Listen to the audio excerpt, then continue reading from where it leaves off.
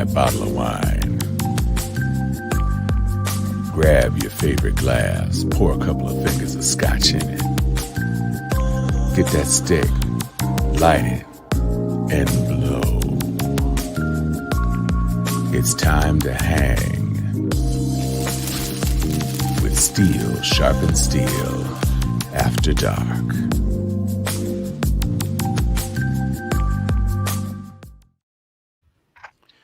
Good evening. I'm Tom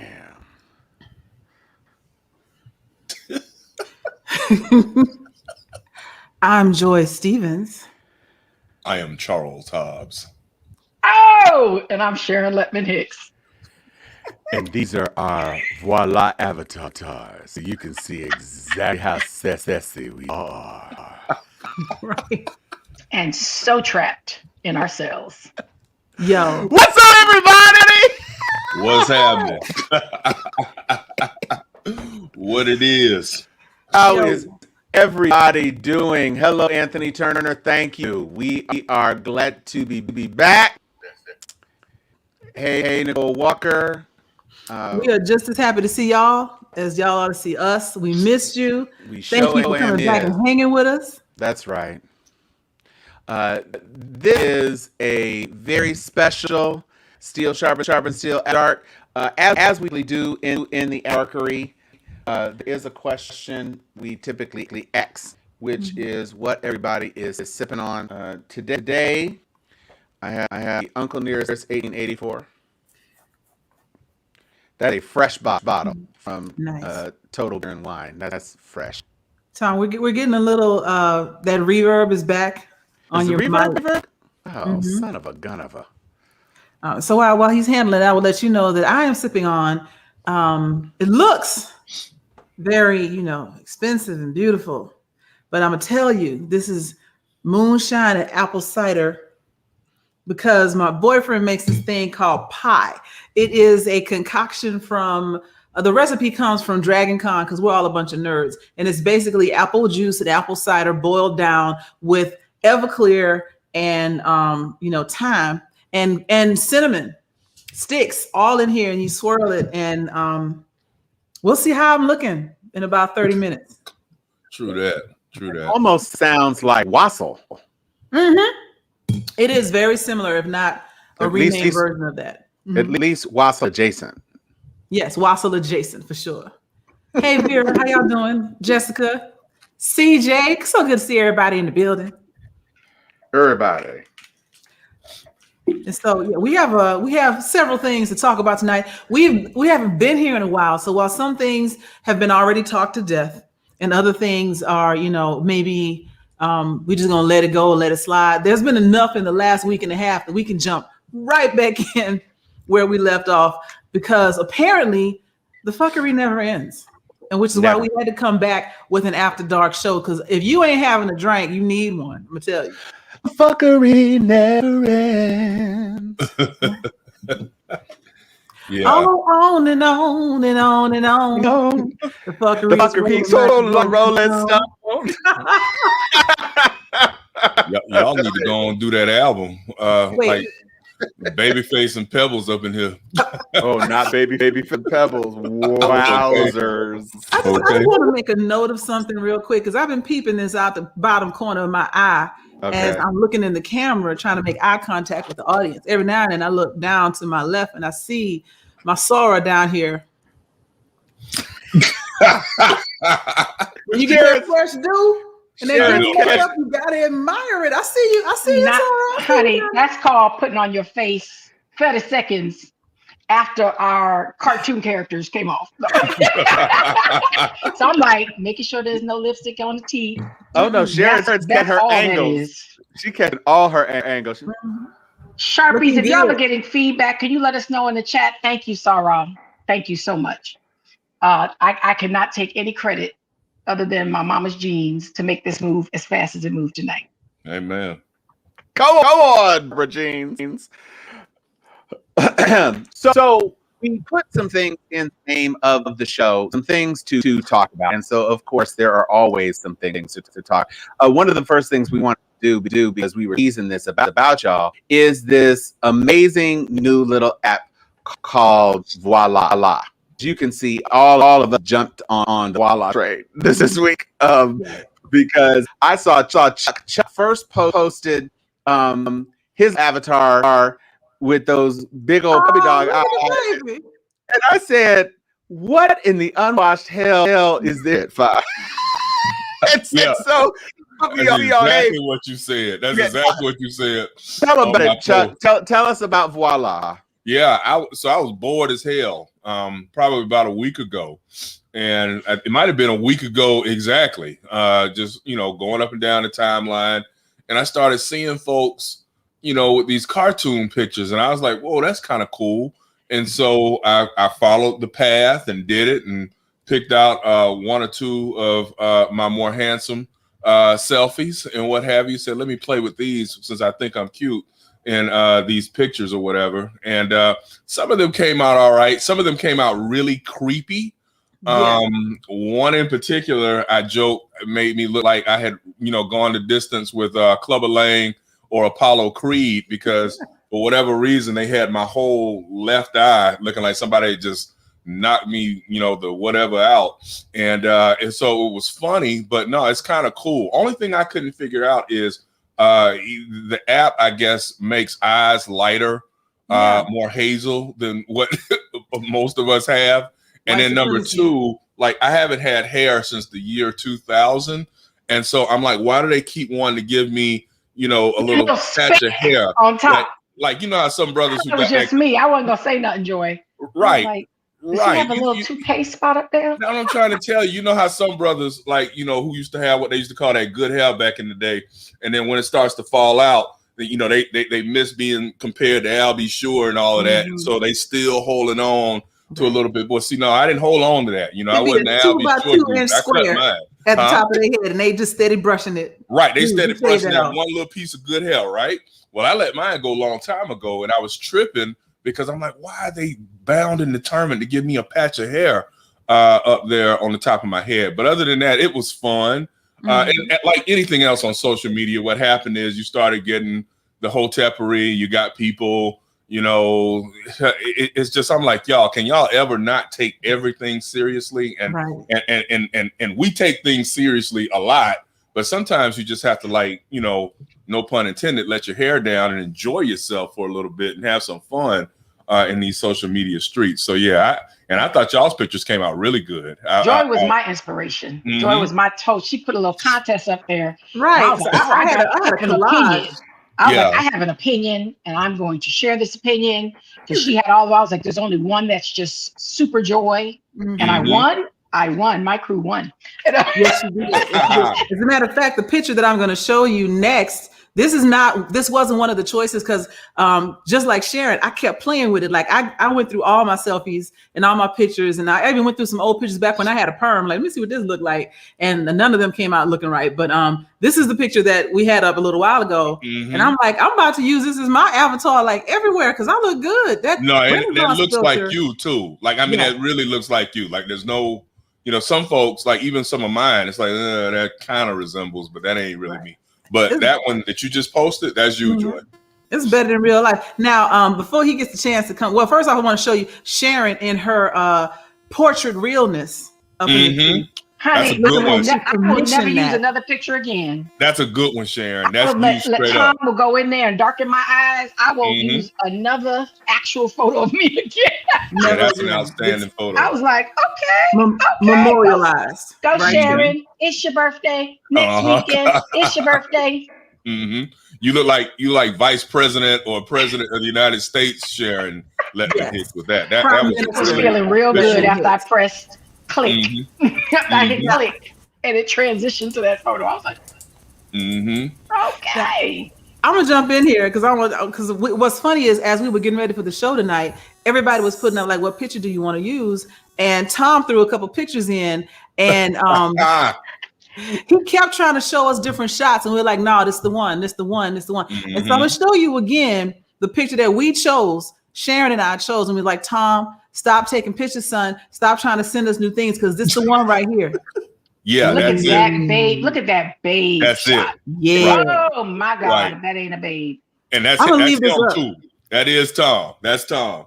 This picture says, "I'm gonna ruin your marriage, girl." It says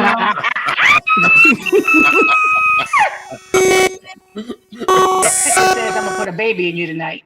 That's what that Boy, picture said. Right. Yeah. This yeah. I'm gonna put a baby in you. This picture just screams, pay my rent. What it actually screams is I'm a noob. That's what that screams. This is new 2022. That's right noopalicious right there. Yes. Old school, OG. Old school. Mm-hmm. The smoldering eyes, the take no nonsense lips that say I might kiss you if I feel like it. All of the bad relationship vibes. All of the I shouldn't call him no more, but I'm gonna see if he texts me back. All of that is in this picture. Tom, they going in on you, dude. They going in. You gonna put up his nerd shot? Like, I just want to look like me. No, he didn't put that one in here. I wanted to have No mixed choices, smolder. no options. Yeah, mixed smolder up in here because it was just looking good. I was like, you know what, Tom? I see you playing. We see what your alter ego look like. Mm-hmm. Yeah, Tom. Anthony said Tom has that Hollywood look. Most definitely. Definitely. I was loving it. So, Tom, how you doing over there? You got sound yet? Or you still sound crazy? Mo crazy. That's even worse. That's even worse. Disconnect all microphones, I'm all mute headsets, and just talk to your computer, boo boo. Yeah. So we're gonna leave Tom over there for a minute. Give us more chance to interact with y'all. So again, we're talking a couple different things. The big thing on everybody's mind, at least as far as the last few days, has been this national holiday that we received courtesy of our federal government, Juneteenth, which a lot of people just found out about last year, is now a federal holiday. And you had some people that were excited. Look at what we did. Once again, this is the evolution of the kente cloth kneeling that they did last year. Here's a holiday. And I always talk about how when people want to shut you up, they try to mollify you with something that you ain't asked for. Remember at Christmas when you asked for I don't know, a Lego set and you got Duplo blocks? It's that type of thing. You asked for a car when you went to college and I can get you this 30-day bus pass, Right. Looking for Superman under the Christmas tree and you got Ultraman and you're like, who in the hell is Ultraman, right? Right. Superhero dude. Hold on. Before you go, I want y'all to know I almost did that today to my poor little boy. Oh. He wanted a gujitsu. So I don't know what the hell a gujitsu is, right? He kept saying jujitsu. I said, baby, what is it? I know what a jujitsu is. Why would you want that? He's like, gujitsu, mommy. And I'm like, boy, if you could spell it, I'll go look for it. Right. Yeah. But the next day he came back and was like, GOO. And I was like, goo, for real? So I went and Googled it. I was like, okay, you want one of these other stupid toys again, right? Then I went down and saw the generic ones where it was like Mr. Potato Head, as would you just Yeah. I didn't know what the goo was. I literally was like, I think this is cuter. Oh, you are such a mother. You are such a mother. Oh, this is so much cuter. He has enough Godzillas and he has enough. And I literally had that moment where I said, no. Yeah. Let me go on over here and pick do the right one. Ask you to do. That is the perfect analogy for what the government has done. You know what? I know that you wanted to maybe make election day a federal holiday or maybe get reparations, but I just think this is so much cuter. Yeah. I was like, I can rock with that. We have so many Godzillas and King Kongs in the house. Why can't you get the Mr. Potato Head one? It looks so much more civilized. I like it for you. And you know, it's the same thing. It says goo, and it says like goo jam. Right. So I can totally relate to what you were saying because that literally happened today. Right. Like CJ said, when you think your boyfriend's going to propose and there's some earrings in there, girl. See, the thing is that people have had me feeling bad the last couple of days because they're making me out to be like the the Grinch that stole Juneteenth or some shit like that, because I'm bringing up these issues that we're talking about, which is, hey, you know, here in Tallahassee, Florida, throughout Florida, we've always celebrated May 20th as Emancipation Day, but we've always known about what Juneteenth is. And whether it's May 20th, Juneteenth, or whatever date it is in your particular state in the South, you know, we're all in solidarity. And I think for years on social media, I have seen so many people posting, you know, hey, I don't celebrate the 4th of July. I have no fewer than 2 or 3 articles I've written on it, from the Hill to my own blogs and what have you. So, I mean, we're all there. We're there. And Joy, Sharon, one of the things that was, you know, vexing me this morning was the concept of, it seems as if, to an extent, and I know some people aren't going to like what I'm about to say, but it seems as if we are still in a posture of trying to almost beg, you know, non-Blacks to validate our experiences. I'm not begging anybody for anything when it comes to that. Like, I don't need somebody to say, hey, Chuck, I really hate that your ancestors, no, because it's hollow. Nothing that you can say, no apology that you can give can assuage all of the problems that exist to this very day based upon slavery and Jim Crow. And I think that you don't obviously have one without the other, but there is a direct link that goes from 1619 to 2021. And that's what we do on this show, on our individual platforms. We're consistently trying to break down and show to the world that, look, all of these problems, they stem from the original problem, which is you should have left us over there in Africa to begin with. Had you done that, we wouldn't be having all these other issues that we're dealing with. So Joy, Tom, Sharon, when she comes back in, yeah, people, I have seen the posts, folks. I get it. I feel like I will celebrate Juneteenth tomorrow, as I have every year since I got on social media back in 2011. But it doesn't make it any more special to me that Joe Biden signed that, because I don't need that. There, in my humble estimation, there are so many other things that I want to see done before we get to 2022 and beyond. So, like, let's focus. I really want to jump in on this. Okay, I'll come in after you, Sharon. Okay. You still got echo. So, Chuck, please don't apologize for how you feel about this. Okay. One, we saw it coming out of nowhere. It was like the Band-Aid of all Band-Aids. It literally made me feel like you just whitewashed slavery. You know, it literally becomes, we're going to have a holiday to celebrate. And celebrate what? Y'all ain't finished majority of the problem. You just made it 21st century. And the fact that we are fighting about voting rights, in the middle of the fight about voting rights, you all are legislating Jim Crow Part 2, 2.0, and you all are, I mean, making a mockery of race theory and calling it racism. I mean, there was a package tonight. There was a GOP conference where Ted Cruz, our idiot senator, Rick Scott,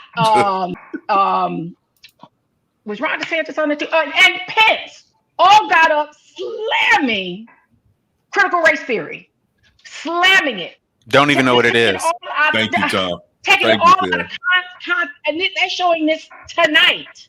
Okay, at the same time, you not only shoved a federal holiday, you wanted to pass it the same week of the event, gave all federal employees a day off today, and with very minimal education about it. Now everybody's running commercials, and I appreciate the greater society since the massacre, murder, public lynching of George Floyd, of those people who have stayed the course. Corporations, a society, philanthropic giving to Black-led organizations, the consistent messaging that people have done, people at least doing the work. That's why critical race theory has become such an issue, because people are actually trying to do the work.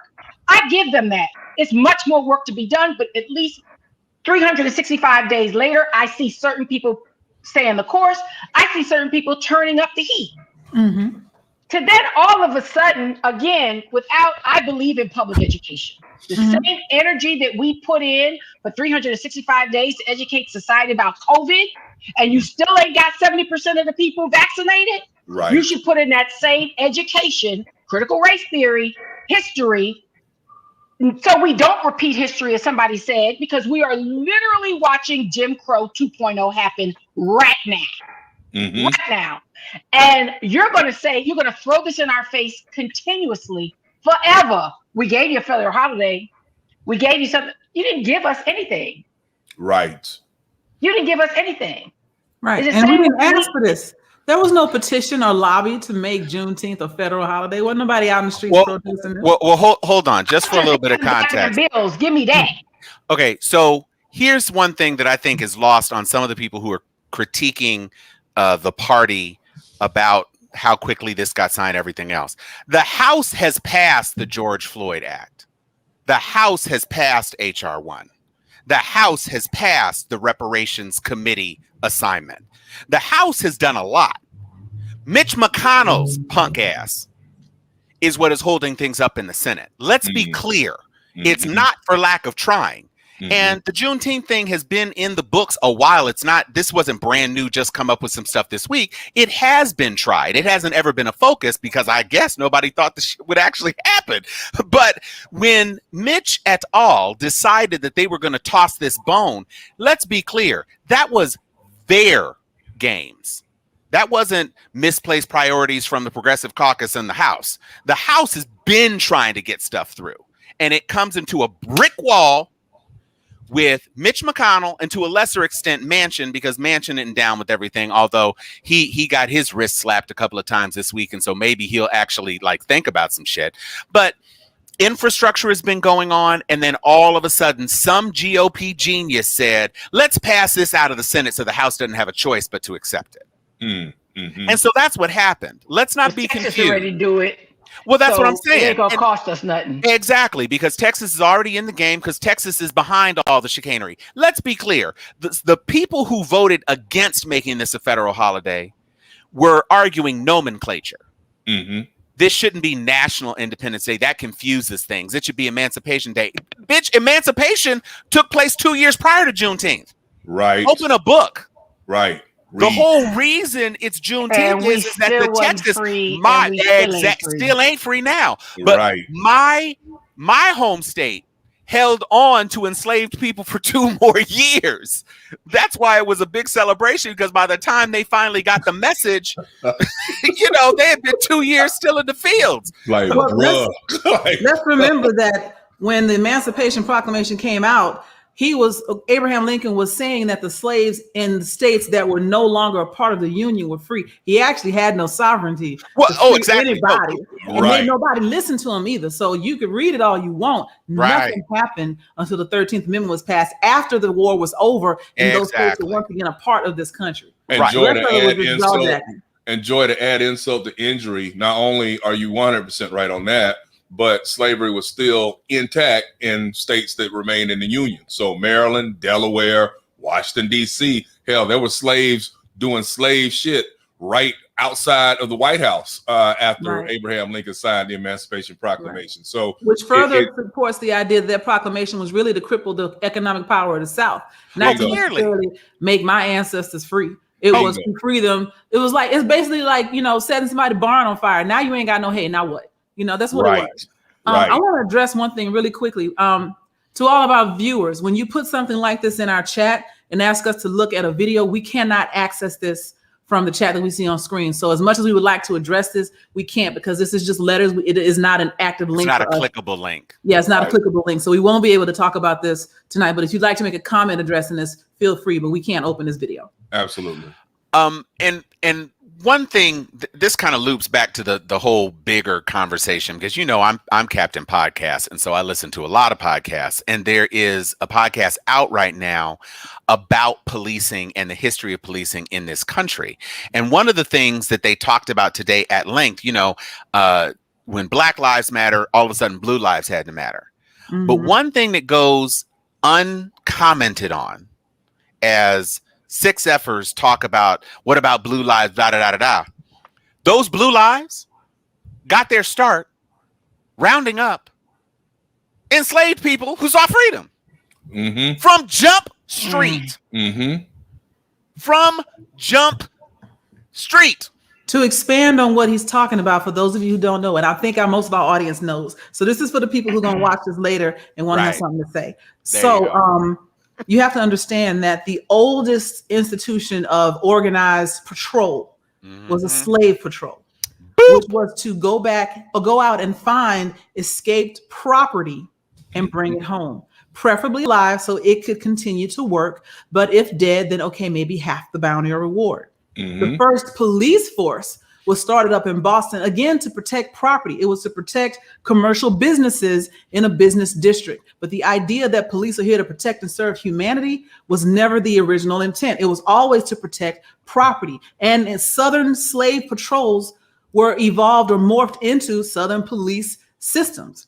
And they were still put forward. Even when we talk about redlining, police were sent to enforce those rules. Keep yourself in your box, stay in your lane, stay in your place. Don't get caught in this town after sundown. That was all the police forces. So this idea that police just magically became racist in 1985 is a bunch of crap. They have been subjugating and trying to dominate Black bodies since they were formed during slavery to specifically subjugate and dominate Black bodies. That hasn't changed. Which is why critical race theory is important. You know, people are talking about critical race theory like, well, critical race theory is just designed to make me feel bad. How about this? How about if you feel bad after learning the truth, maybe it's because you haven't ever done anything to make any sort of change that would equalize things. Maybe you feel guilty because now that you have heard, now that everybody in the 1619 Project, now the New York Times put out, now there's been podcasts, now it's been video, now it's been YouTubes, everybody telling you everything that you need to know about inequity in this country predicated on race. And you still ain't doing nothing about it. So maybe you feel guilty about that. Critical race theory is not teaching white people to hate themselves. Critical race theory is not about telling little 7-year-old Bobby and Susie that they are wrong. Critical race theory is about examining the history of this country through the only lens that actually matters, which is race. Right. Because every significant thing that has happened in this country, from the predication of its building and the co-opting of the original indigenous peoples of this country and this land, that was predicated on race. And then the import of a free workforce was predicated on race. The subjugation of that force and the ensuing war that sought to create a semblance of parity in this country between races was predicated on race. Jim Crow, segregation, everything. Southern strategy, Atwater, Reagan's welfare queens, everything that has led us to modern times up to and including Orange Julius has been predicated on the notion of racial interaction between groups in this country. And that's why critical race theory is important. Not because it's about assigning blame to persons living today as inhabitants who are a part of that cycle, but explaining that the cycle exists. And since the cycle exists, you can't look at these inequities and the lack of parity, both in how we are treated, how we are viewed, how we are examined as fellow human beings. You cannot unknot the issue that is the central point of contention in our nation. You cannot. I'm going to break it down to you a different way. Most corporations, most manufacturing plants, medical complexes, law offices, everything, they all have, when a problem occurs, they do what they call as a root cause analysis. If you have symptoms of certain diseases, they will try to figure out what is causing you to exhibit these symptoms. Is your sneeze from allergies or from the flu or from COVID or whatever? Is your backache from muscle strain, or do you have maybe some melanoma underneath the skin? We're going to get to the root cause, because treating the symptoms does not heal the body. Yeah. And so you can apply that to a machine, to a man, to a system, anywhere. And the root cause that we are trying to eradicate is explained by critical race theory. That is an examination of the root cause of the disparities that we continue to see in the United States and beyond, because white supremacy is all over the world. But if you don't examine and excise the root cause, the symptoms will continue to haunt you, which is why we find ourselves reliving history over and over and over and over again. Every couple of generations, there is this watershed moment where white people discover, oh my God, are we really this terrible? This is not who we are. The things you heard people saying last summer, it's the same things they said when they watched people get beat trying to cross the Pettus Bridge. It's the same thing. It's the same thing they said when they saw Emmett Till's body. Oh my God, this is not who we are. And they go on, continue to be who they are. If you don't address the root cause, all of this extra work, all these holidays and kneeling with kente cloth, all that bullshit doesn't mean anything. It's a Band-Aid on cancer. It does nothing. Absolutely. Absolutely. And you know, one of the things that continues to trouble me is, you know, we're all 40, 50, you know, so ours is the generation that actually grew up in the so-called integrated world, right? And the reason I say so-called is because we all have had experiences in mixed race schools where pretty much people it was still de facto segregation. You know, you might have had some white friends, some Latino friends, some Asian friends, but for the most part, you go to most integrated schools in the 80s and the 70s, the blacks hung out at the black table, white kids hung out at the white table. So again, every now and again, a little bit of mixture here and there, sports teams, extracurricular stuff. But for the most part, we hung out with folks who looked like us, and that's, you know, association. But what has always been interesting to me from our generation is, you know, we talk about this, we laugh about it sometimes, we joke about it on Facebook, but we all have had those instances when we were younger, when you realize that this teacher over here was teaching some bullshit, and because we were precocious and intellectuals and able to know the truth, you know, it was difficult, you know, until we finally got to Tallahassee and my parents eventually put me at FAMU High. That was a great experience for me, because I was like, wow, now finally I'm around people who are coming with the real, and I don't have to fake anymore, as opposed to when I was in mixed race schools and you're sitting up learning in social studies about, or the American history segment of your social studies class about Sitting Bull and Crazy Horse attacking Custer, and we should feel sorry for Custer. I'm like, I ain't feeling sorry for Custer. I'm like, go Crazy Horse and go Sitting Bull. I'm like, I'm glad they did what they did. Or like when I was joking the other week, you know, in the 70s when we were young, the Rocky movie theater, I didn't identify with Rocky Balboa. I identified with Apollo Creed. I mean, just to be, he looked like my relatives, you know, his wife was, I was like, ooh, she's pretty. Like, I mean, 6, 7 years old, looking, thinking, I can't identify with this Italian guy who can't speak, barely, you know, obviously literate.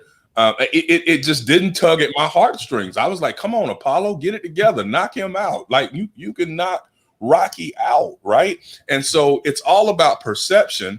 But when we were younger, we weren't necessarily able to put what we knew to be true out there, because you had teachers or you had guidance counselors or you had principals who were like, okay, you're disruptive, you're being obtuse, you're disturbing your neighbor. And so you kind of just keep it to yourself. And again, you just realize like, okay, y'all say what y'all want to say, but I know that everything you just said is a total and complete lie. And that's what I keep trying to work through. Like, how do we in 2021 make sure that pushing forward, our kids, but all kids, can get the truth? Because, you know, I think there's a meme out that says, if you're tired of, you know, if your child doesn't want to learn about, go ahead and say it, Joy. I know you know if black kids are old enough, if little black children are old enough to experience racism, little white kids are old enough to learn about it. Thank you. Bam. So how do we deliver that in a way to let folks know that, you know, hey, this isn't trying to make you hate your country. This is trying to make you understand the truth about your country. Or, you know, particularly for, you know, I've got a lot of people who are on my timeline who are like, oh, my great grands fought for the Confederacy. I'm like, well, your great grands got duped, because more likely than not, your great grands were not some rich planner who really had skin in the game. It's probably some poor white man who felt duped, who got duped into saying, hey, I'm going to go fight because I'm white and I have like the people that showed up for the insurrection. Yeah, right up there in Washington D.C. It wasn't an insurrection though, it was a tourist visit. A tourist visit, right? It's the same thing. What's Go ahead, so Sharon. problematic, I mean, the missing a missing videotape, a missing interview of James Baldwin came out this week. That was I watched it. Yeah. 1979. It was like he said this yesterday. Amen. Okay.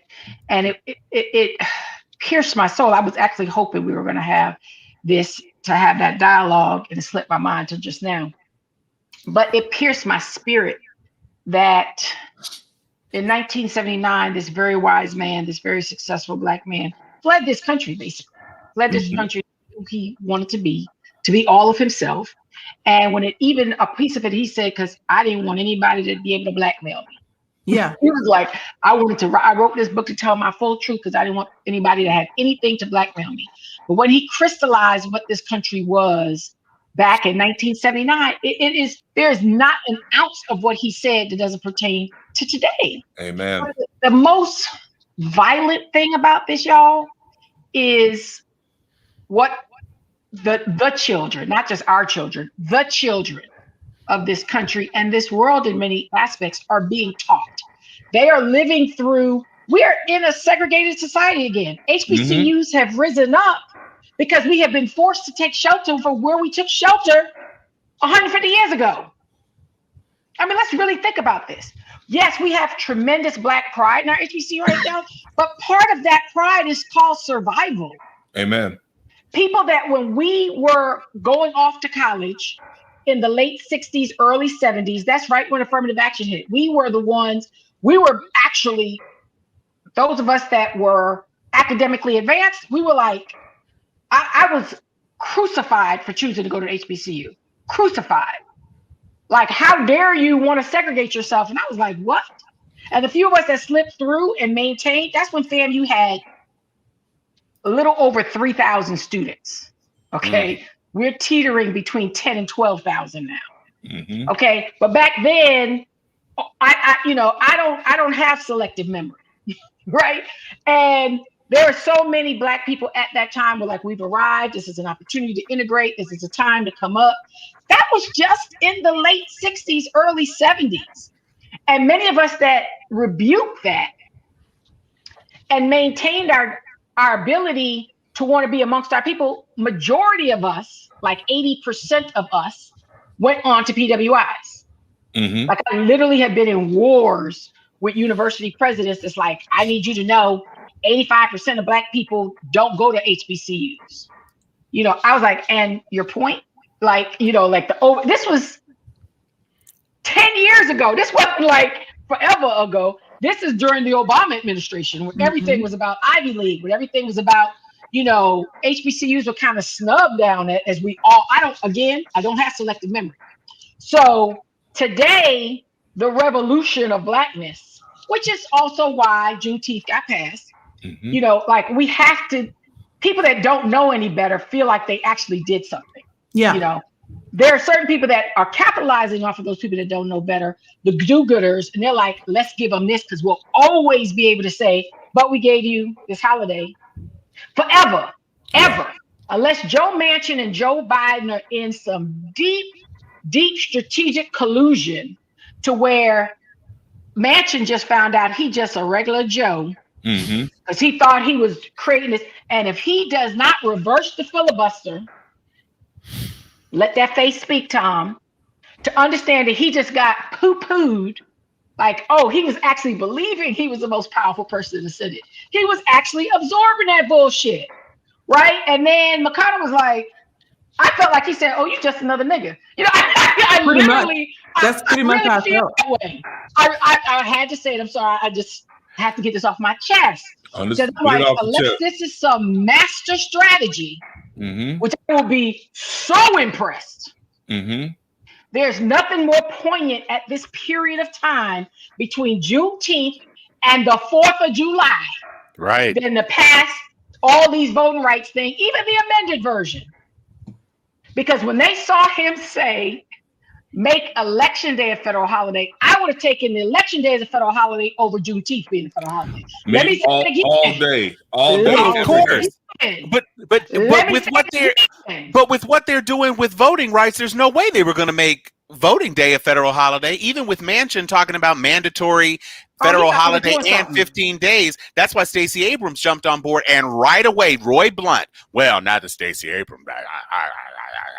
The whole point is that Joe Manchin thought he was Captain Compromise, and he was going to bring everybody together in a kumbaya moment where he was going to get 10 senators on the other side to make a truly bipartisan piece of legislation. Not going to happen. Literally said, not going to happen. Yeah. Don't get cute. You think you got 60 votes for this trimmed down infrastructure because you got the gang of 20. Meanwhile, Bernie's over here like, yeah, so. Let me tell you something. Y'all ain't seen shit from Bernie yet. Bernie got the butter. Okay? Bernie is the butler with the butter. Do tell. Okay? And these people want some. He's the butler with the butter. Mm-hmm.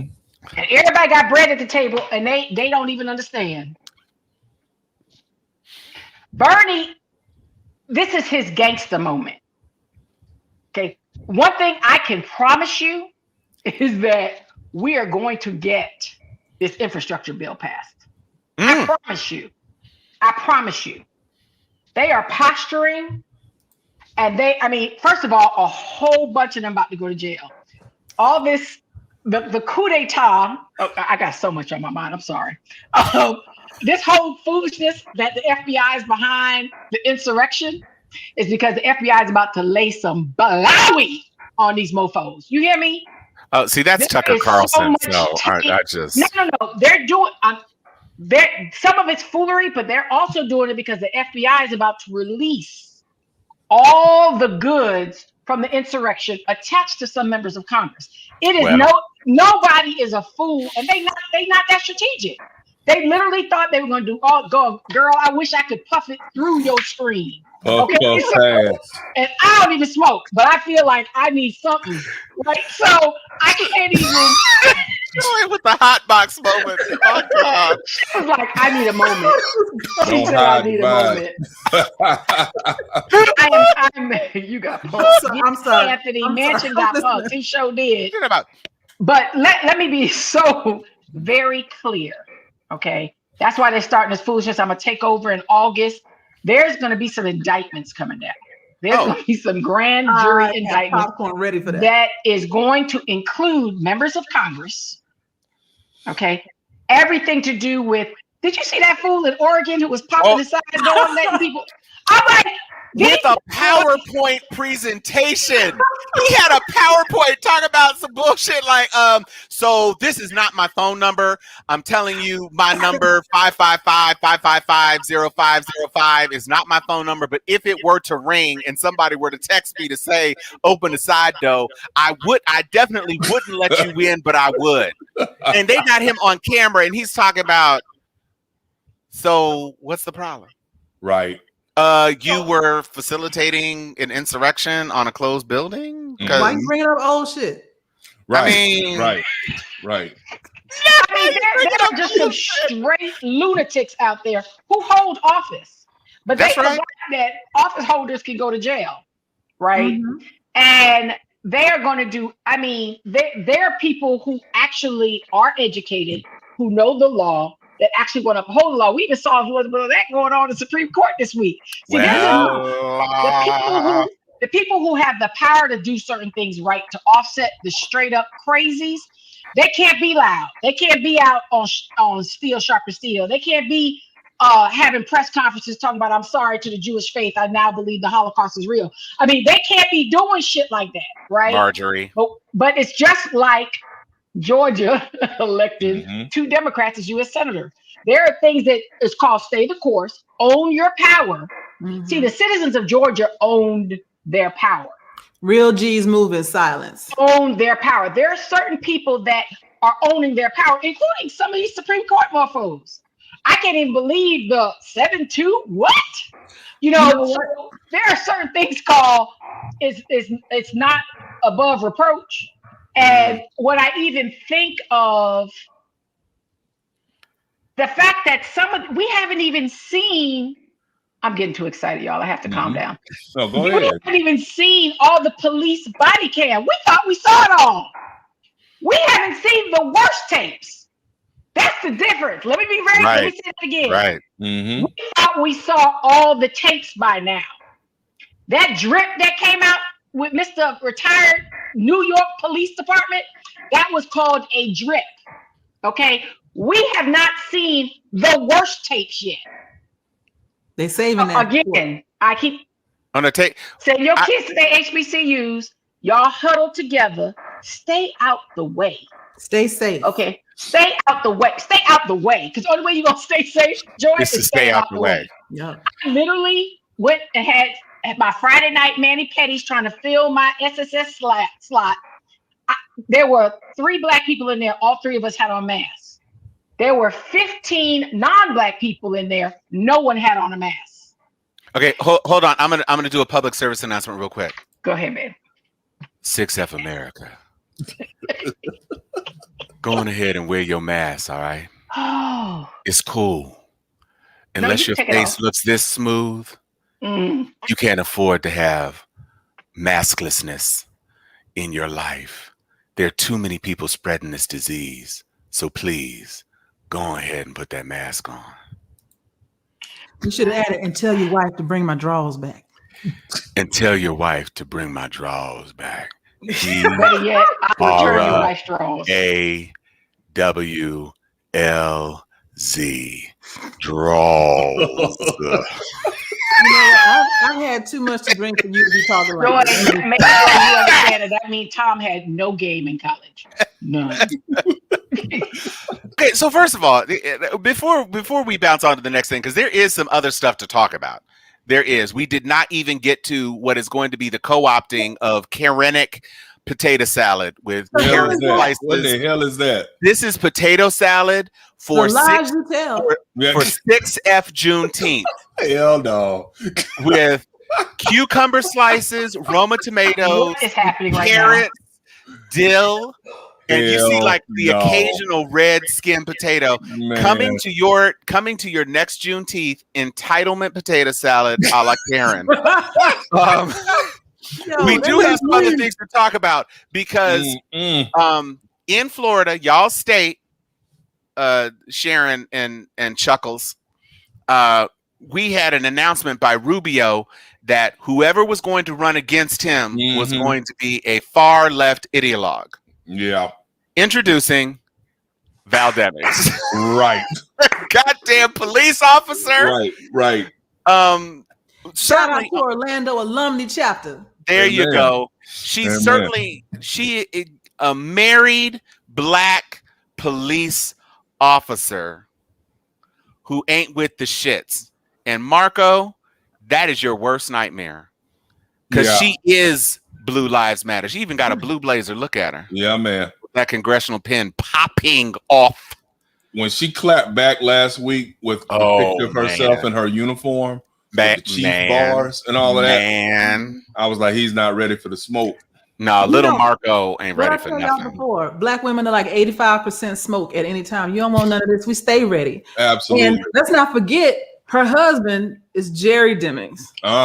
Mayor of, what is it? Is it Orange County or Orlando? I forget. Or is it Orlando? Yeah, good question. But yeah, he's one of them. One of them. Mayor of Orange County. Yeah. Which is basically Orlando.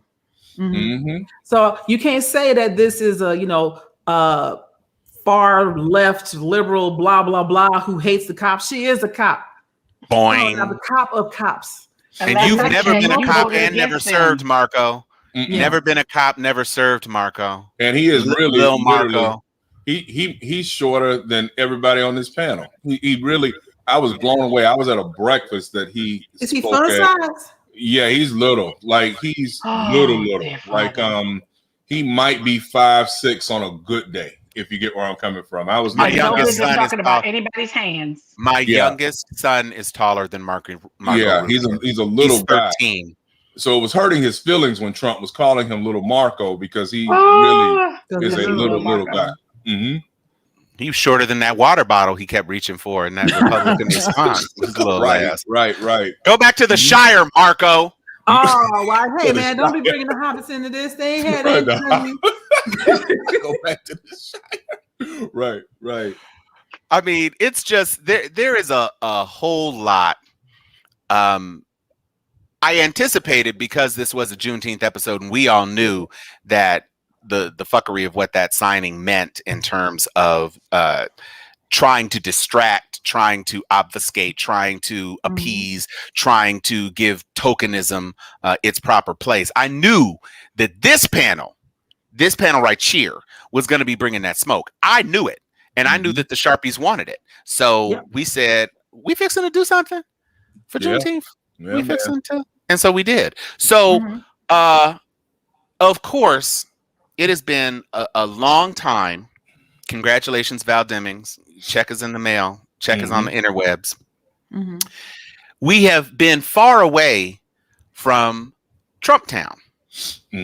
And a couple of things have happened. I know. But it's pretty good news, actually, because apparently Donald is actually feeling the heat now.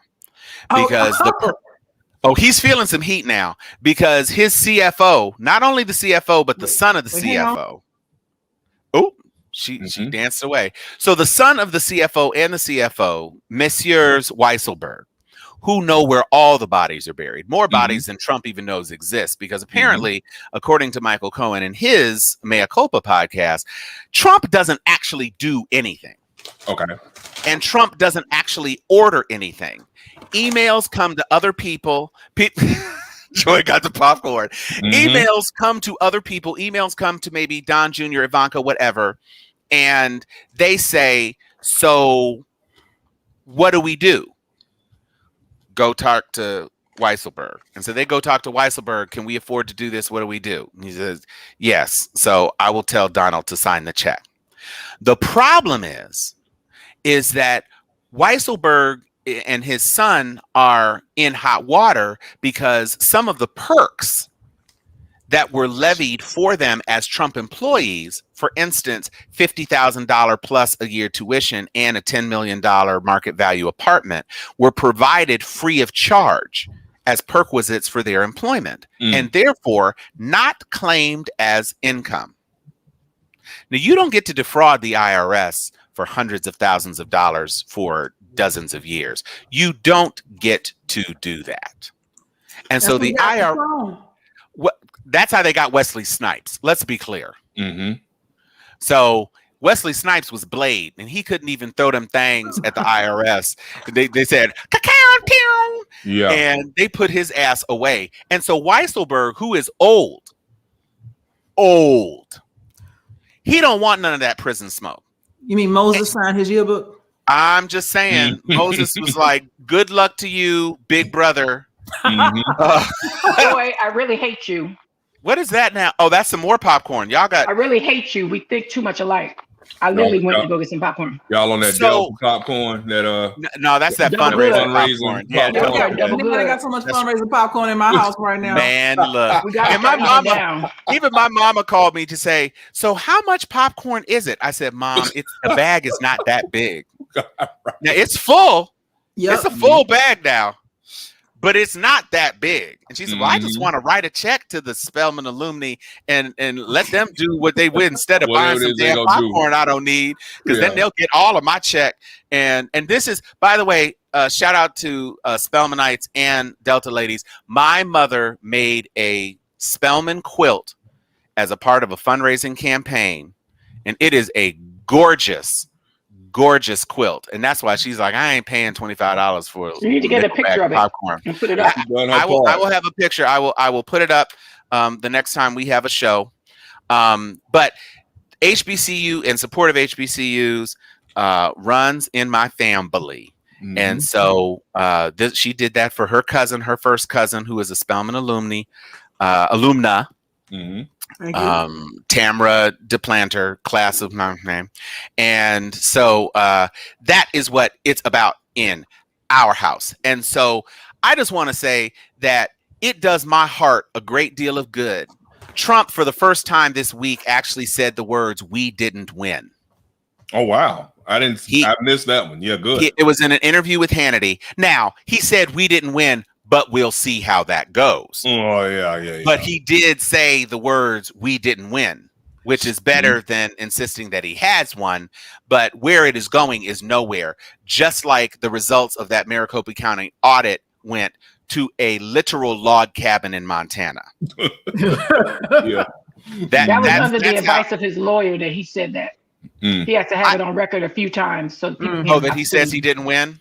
So 6 months after the insurrection that he spawned, him saying we didn't win after the fact is going to provide him some legal cover. Good luck with that. Good luck. Good luck with that, because I'm watching The Good Fight. I have been binging The Good Fight. I did not know that show. I mean, I knew it existed. I didn't know what it was. If you have not watched The Good Fight and are not aware of this fabulous, incredible representation of professional Black people. What channel is that, Tom? It is, well, it's on Paramount Plus now. Okay. It was a CBS spinoff of The Good Wife. Oh, got you. And so it was always only available on CBS Access now. Okay, and so now it's Paramount Plus. So it was a CBS. Oh yeah, you could definitely tell that because they drop the F-bomb all the time. Yeah. But it is basically almost an all-Black firm. It's like a Johnny Cochran sort of firm, except when Christine Baranski, who was a fixture at the law firm from The Good Wife, I guess, because I have not watched the complete episode of The Good Wife, she ends up through a set of circumstances aligning herself with this law firm. And when I tell you, first of all, there's this sister Luca, whoo-wee! She is amazing. It's just sister Audra McDonald. Emmy winner or Tony winning Audra McDonald is on there. I mean, it is an incredible show. Laid, Black people, professional, dressed, looking awesome, looking clean, no ratchetness, no scandal, just being professional lawyers. It is a joy to watch. This is the show, if you've been asking for post-Cosby representation of Black people solely and uniquely as professionals, this is the show for you. Delroy Lindo is amazing. Yeah, he's always Paramount good. Plus is $99 for the year after your 30-day thing.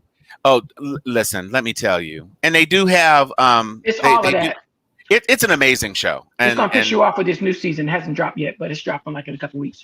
Oh, okay. It's an amazing show. I highly, highly, highly, highly, highly recommend it. Who wants to go next? We have passed the hour mark in this show. So who wants to lead off with another conversation topic while Sharon is off camera snatching up more popcorn? I'm trying to figure out where I want to go. So I yield the floor for a second while I get my mind together. Okay, do you want to play the video? Do you want to play that video? Yes. Okay, so this is we need to take ourselves out. So this is something that we've been sitting on for quite a while. We had some questions about whether or not don't remove yourself from the stream, Joy. Just stop your camera so that you can hop back in. So we are going to share this with you now because it is something that made us happy. So enjoy.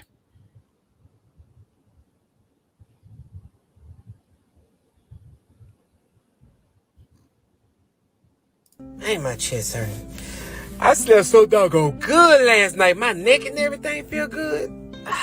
Doggone horsefly on my doggone foot. Better not bite me. Cause I'm feeling so doggone sexy that anybody can get it. My mama talking about something. What you want to eat? I say some doggone McDonald's. Then she talking about what size? I say, baby, look, super size. Everything. Hold on. Doggone horsefly, bruh. Look, I bet y'all can't do this. Let me go on and get up off this lady microwave. She told me something. Don't sit on my microwave like that. Okay, Ben. I won't do it. Since you want to complain, how about I sit on them like this? So I'm gonna fail, bruh. Nah. How about I sit on them like this, mama? Huh? I almost fell off that second one. Let me get up. Boy, I thought that was Dimitri finna come up here. I've been saying, I'm tired now. I just want to say that God bless that sister for expressing joy in what she wanted to Wait, do and share. Go ahead, Joy. Chuck and Sharon, they're not coming back. They don't have nothing to do with this. I will just say, listen, we have opportunities, rare opportunities in our lives where we can express ourselves in a way that is celebratory. Mm-hmm. And when we have the space to celebrate ourselves and celebrate who we are and how we represent and how we express ourselves to the world, I don't have a problem with that. Mm-hmm. That sister was on videotaping herself, living her life and enjoying her life. And that's why I don't have a problem with it. I understand why some people might have a problem with it. I do. I honestly do. But it gave me joy. It did. Makes me smile. The voiceover for me gets me laughing every time because he just decided, and all the little bap. I was like, you know what? I And a can't horsefly.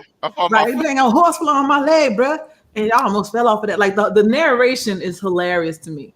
But to your point, when I first saw it, I was like, as somebody said, what in the Google and Moogle am I looking at? Because I saw the voiceover first. But if you're just watching her on mute, then you realize this is a young Black girl who ain't got no fear.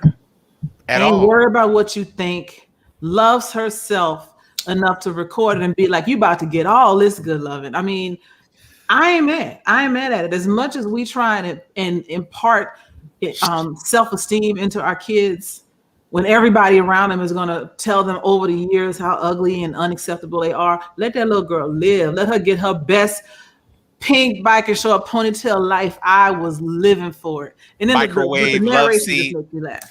I mean, listen, we're talking about the Crown Act. We're talking about all sorts of things of representation of Black women. And one thing that we have not had a chance to talk about because it happened while we were away is this whole Monique thing. The bonnet thing? The bonnet thing. And this strikes me in the bonnet space. Not the least of which reasons is that, let's be clear. Monique's Oscar, the role who brought her greatest critical acclaim, wore a bonnet in 90% of her scenes and represented the most despicable, one of the most despicable, hateable characters and characterizations of Black motherhood ever to be filmed. And she lorded that Oscar win around like, this is why I should be making $1 million or $20 million for my Netflix comedy special. Mm-hmm. She's trying to Whoopi Goldberg. I was like, and excuse me, first of all, Whoopi Goldberg is a legend. Second of all, Whoopi Goldberg did not make her comedic bones by dissing Black women. True. Or calling Black women skinny bitches. Right. Or talking about sex. Whoopi Goldberg was a comedian who was funny by being funny. Mm-hmm. And I'm not saying, I like trash talking comedians as much as anybody else. Cat Williams, anybody, there's lots of people. There's lots of ways to enjoy comedy. I don't have a problem with any of that. I have a problem with the respectability politics of why you're making that statement in a robe, girl. Sitting on a hotel room bed. You talking about presenting yourself in public. You're not outside, but you putting your outsides on the internet. Yeah, you in public. That's all over the internet. Yeah. And second of all, like my friends at the Read, Kid Fury and Crystal, they said, look, flying is a horrible experience. And I don't begrudge anybody trying to be comfortable. There is an entire industry of travel accoutrement.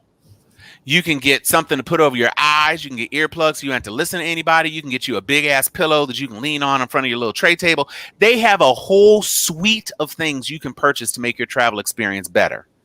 And if a black woman needs to step off a plane and minutes later head into a meeting, and so she has her hair held together in the way that it is required to maintain that look until she has to get on that meeting, more power to her. If she has to run out for one of her children, if she wasn't planning on going out, but the baby needs some Vicks Vapo Rub or something because they got a stuffy nose, and she throws on a bonnet so that she can go out and not have curlers in her hair because that's not how she wants to represent, then more power to her. Not for nothing. There are 6F quote unquote entrepreneurs making bonnets for $75 damn.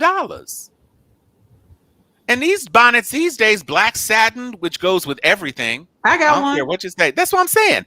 Well, and they got floral bonnets to go with your little springtime looks, whatever.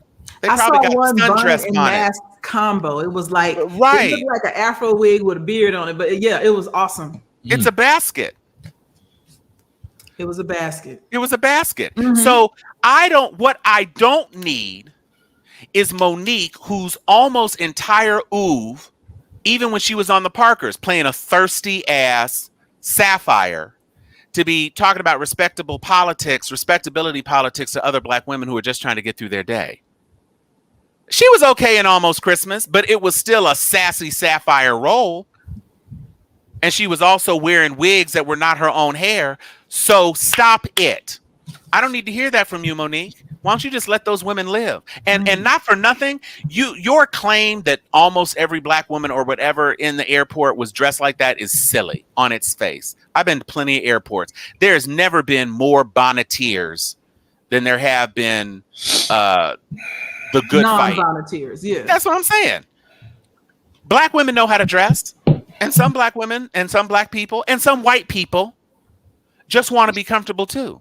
Mm-hmm. And I had to tell somebody I traveled in Virgin upper class with a well-known rock starlet who you would have thought was a homeless person the way she comported herself in that cabin.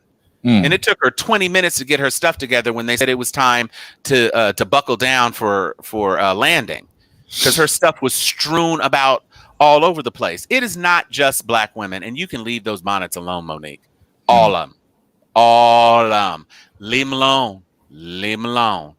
You know, I want to point out something. It's going to sound like it doesn't fit, but it does. So I'm thinking about all of the people who resented any attempts at solidarity with the Asian community. They resented Asian people saying that they were victims of hate crimes as well, talking about y'all weren't there for us, why should we be there for you? Which is wrong. They have been there for us multiple times in the past. We're not going to talk about that right now. But there was always this idea that they try to be white and think they're better than us, et cetera, and try to be the model minority, which is not a moniker that they put on themselves.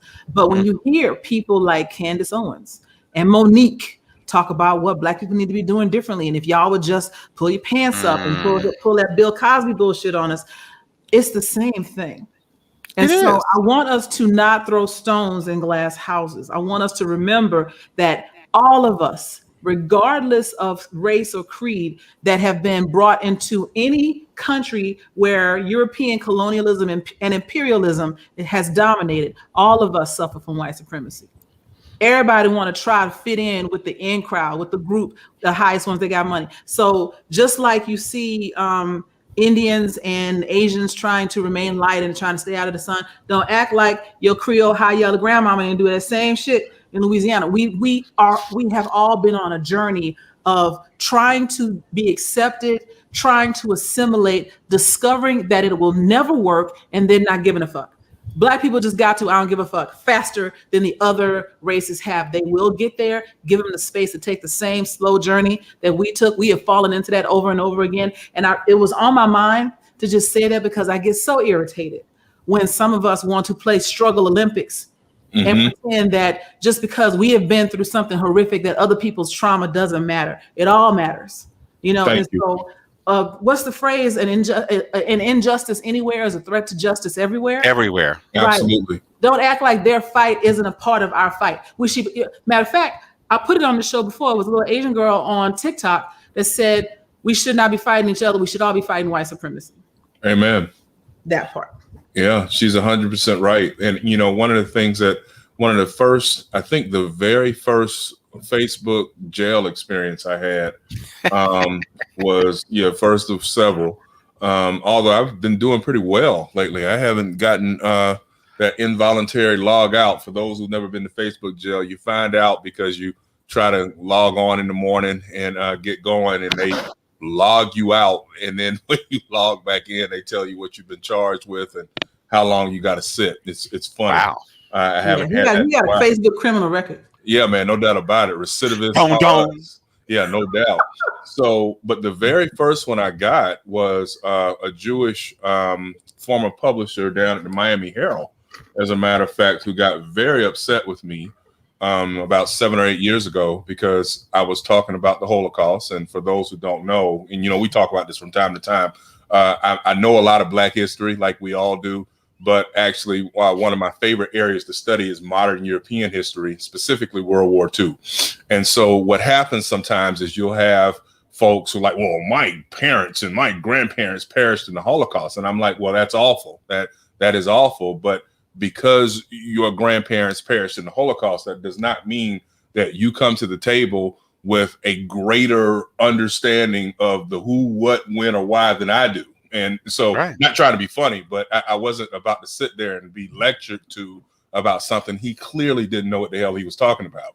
Wow. And so once I got him all the way together on that, part of it was what you were talking about, Joy, which is the struggle Olympics, so to speak, because he was trying to argue to me that I cannot compare the things that went on with our ancestry here during the diaspora to what happened over in Hitler's Holocaust. And I was like, you can't do that. It's all relative. So the loss of life, the murders, the beatings, the rapes of my people are just as hurtful to me as are the same thing that happened to your people in the Holocaust, and you shouldn't do that. And I looked up and I had a 72-hour ban on my account. And so when I got back on, I made sure I blocked him from ever being able to see and or comment. And it's what it is. But yeah, very well-known guy, as a matter of fact, going to try to talk down to Chuck Hobbs. I guess because my skin is chocolate, I'm not supposed to be able to comment on what was going on from 1933 to 45 over in Germany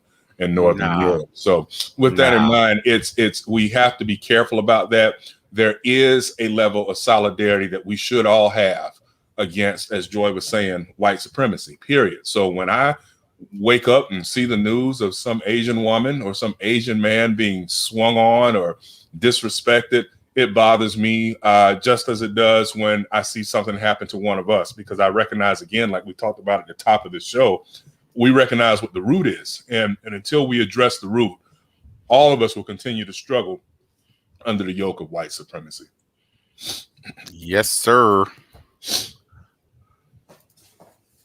I want to take a brief moment to introduce a different topic. Before I mentioned the Spelman quilt, and we had a couple of other Spelmanites who are in the group who were thanking Mama Cunningham. This is the quilt. Oh, nice. Cute. Oh, wow. And so she assembled it from a variety of T-shirts and other things that my cousins, T-shirts and sweatshirts, and you can't see the full detail of the quilting. So the blocking is one thing, of blocking the individual elements. She also did a wonderful Obama quilt, by the way.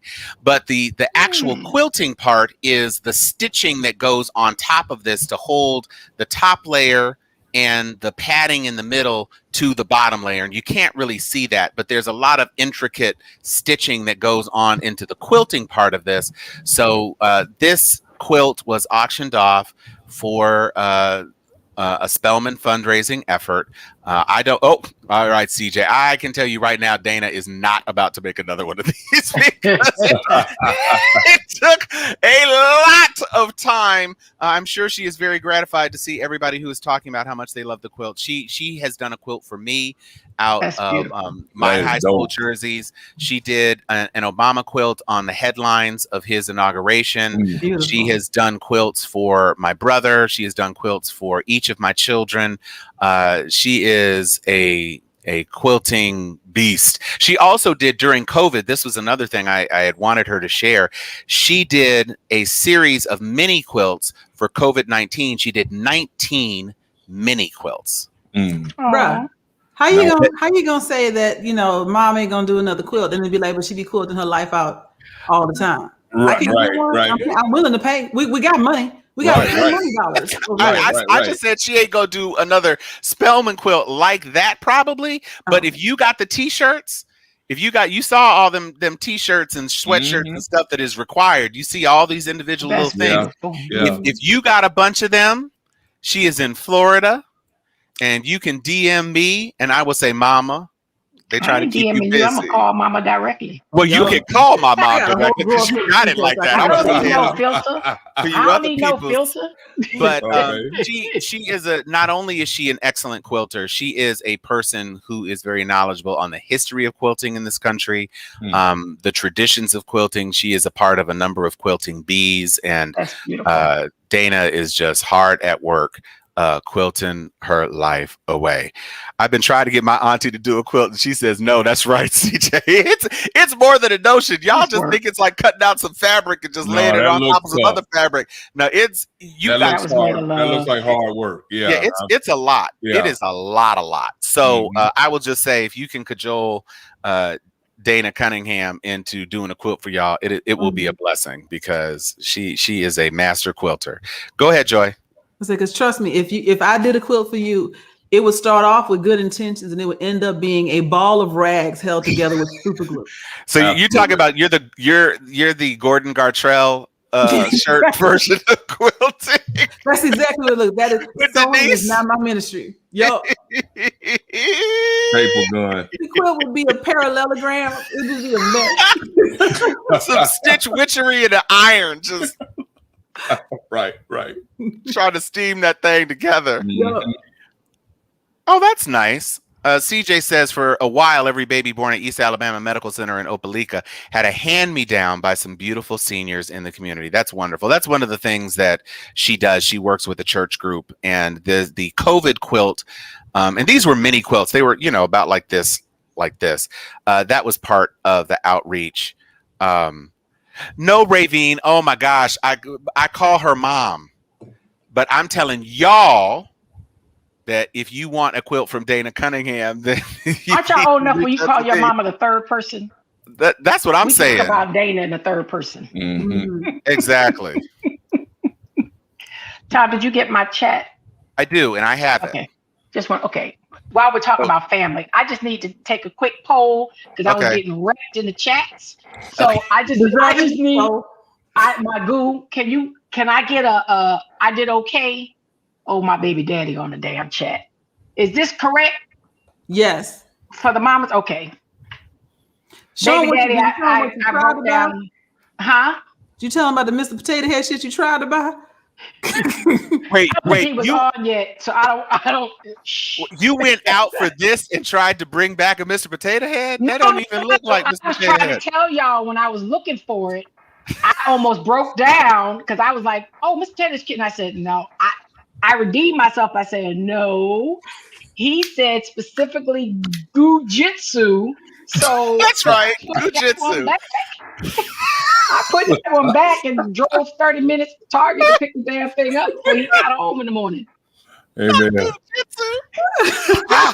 So all my haters that was wrecking me at the beginning of the show, I need your validation now in the chat. Thank you.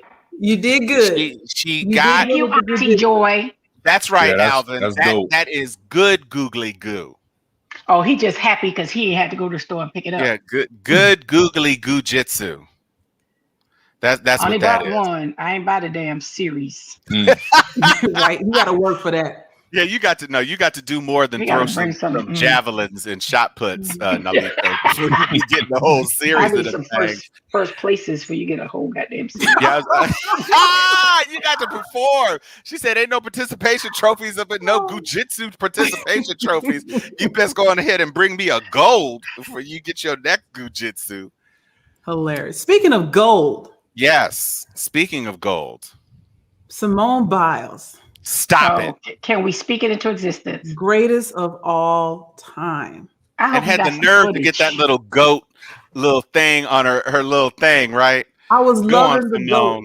Go on, Simone. Yo, I just want to give a shout out. I have nothing sweeping or grand to say. I just want y'all to know I am really looking forward to this Tokyo Olympics because I have my heart set on watching Simone Biles serve everybody in the arena and the world and let them know that when she says GOAT, she meant it in all capital letters. Okay. I am so All proud of that little capital girl, little letters. tiny child. She got more muscles in her shoulder than I have in my entire body.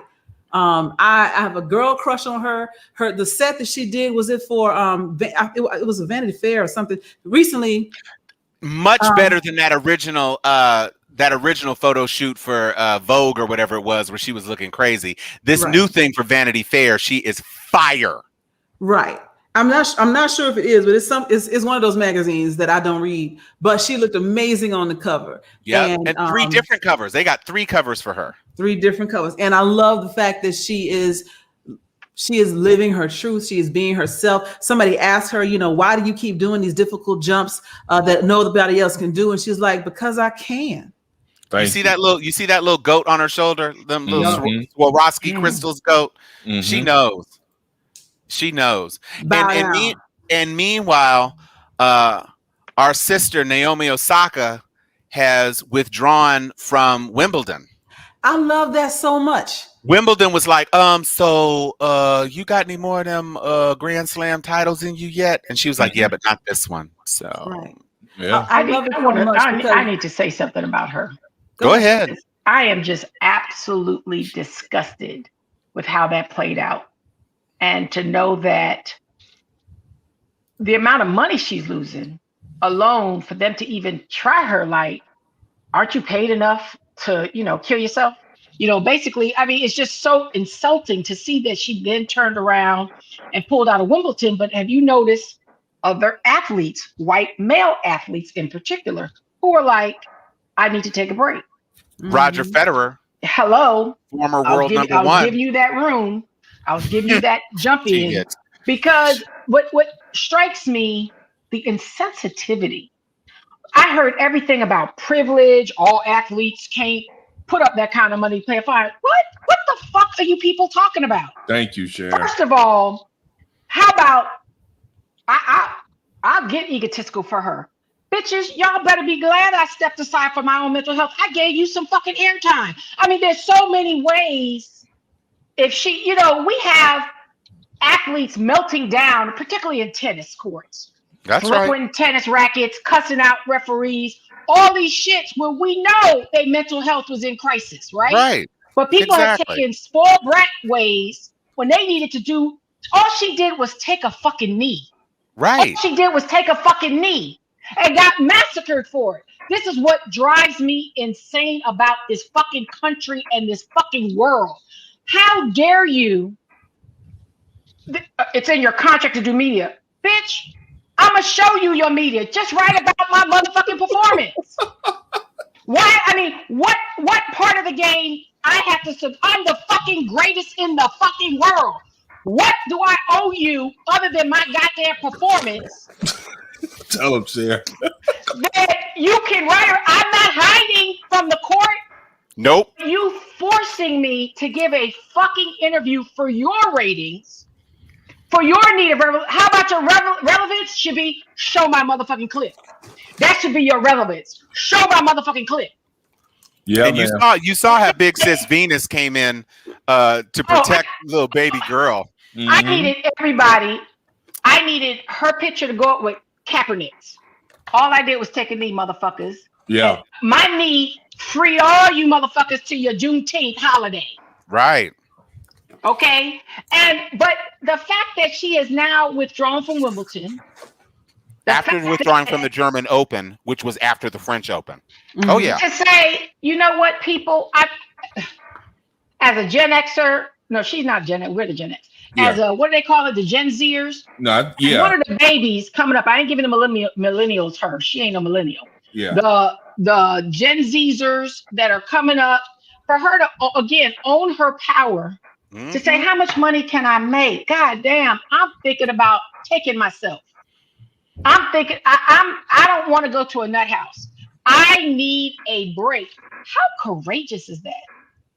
Hang on, courageous Sharon. Is that? Who the fuck is Freddie Silver? Hang on, Sharon. Yeah. So, man, get that fuck nigga off the damn. No. Man. I am addressing this. I have this. You can be happy. I'm not. To pretend. And Okay. press one. So, Freddie Silver, you're I got welcome. something to him too. No, I got What that this. I got motherfucker? this. Put me on screen. I want to address my boy Freddie here real quick. Yeah, fuck him. You know, I handle all trolls. Freddie, thank you for the day off. I'm gonna barbecue and be happy. I'm not a pretend depressed moron. You're welcome, motherfucker. I'm really happy for you. I hope that you feel better now, and I hope that because of whatever's going on in your life that has caused you to be up in the middle of the night, wherever you are, watching a video, hate watching a podcast to the point that you felt you had to come on and insult a lot of people who have maybe the emotional tie to a holiday. And the fact that you wanted to express this way lets me know that there must be something within you that is lacking. And I understand that lack, that insecurity, that inability to love yourself. I get it. And so I'm going to give you the space to have your comment, because I understand that this was probably a big moment for you. You're a celebrity now. You're potentially on television. I get that. I understand that desire to be more than what you think you are. But I want you to know that hopefully someone somewhere loves you, and that they can help you over this moment in your life where you have felt so tiny and so small and so insignificant that you had to lash out like this. You know, I really do, as they say in the South, I'm gonna pray for you. I'm not that big a person, so I'm not going to pray for him. I'm going to say that you're going to pretend you're going to be happy that you're not a pretend depressed moron when you are actually just a moron. So you don't have to add modifiers to it. Any person who would expend this amount of energy to make a point that is just an opinion that is not predicated on anything factual, when all this show is a fact buffet. You could gorge yourself on facts. Choke on it. And not have any room for dessert, not even a wafer thin mint for after dinner aperitif. You are not getting a day off, Freddie Silver. You're just not. Because nobody cares. You know Literally, nobody cares. He's not getting a day off because he can't I'm going to relax. do for Freddie is say, Freddie, thank you for 4th of July, bitch. Okay, next subject. Yeah. Taking a day off for barbecuing too, bitch. So let's keep it moving. Get back on Naomi. You know, y'all interrupted Naomi for that fucker. Yeah. I want anybody else to understand. No, so wait, Sharon, hang on a second. Sharon, like that. Yes, Sharon, hang on a second. Please put me on full screen because I want everybody to hear this, and I want you to see me when I say this to you. For anyone, this is a public service announcement. This is charity at the moment. Anybody that wants to come on this show into our comments and think you're going to be more clever than us, you are not. You will be. There's no way that you can be. You're going to be embarrassed. You're going to regret your decision, and you're going to be angry about it for days because there's no way for you to come back to us. We will have the final word, and that final word will verbally viscerate you. So before you try to come back on this show at any time in the future or send your friends to the show to troll us, understand 85% smoke right here. 100% smoke with my fellow brethren on this show. Amen. Don't come up in here talking bullshit because punks jump up to get beat down. Okay? Yeah, I was sleeping. Now he done woke me up with that bullshit. So Naomi has set the example for mental health. We need to keep lifting that sister up. That's right. Keep putting her crown on her head. Yeah. And make sure you all take care of your mental health. Because there's a lot of crazies out there. We just experienced that, right? Yeah. There's a lot of people that want to tear us down and not give us the space to take care of ourselves. Okay. Not give us the freedom to own our power, right? Not put us in a position to thrive, right? You got to hold on. You got to grasp the opportunities that's going to push you further. And you've got to be willing to take a break. COVID taught us nothing better than how to sit still. Even when you think you shouldn't. COVID taught us the necessity of sitting still. So many people made life-altering decisions during COVID. Amen. So many people changed lifestyles, changed circumstances, changed income levels, changed careers, changed focuses. So many people got to know who their children were, even when they didn't want to. Mm-hmm. Well, Okay, you cannot let people take your joy. You cannot let people invade your spirit. More importantly, you cannot let people beat you down.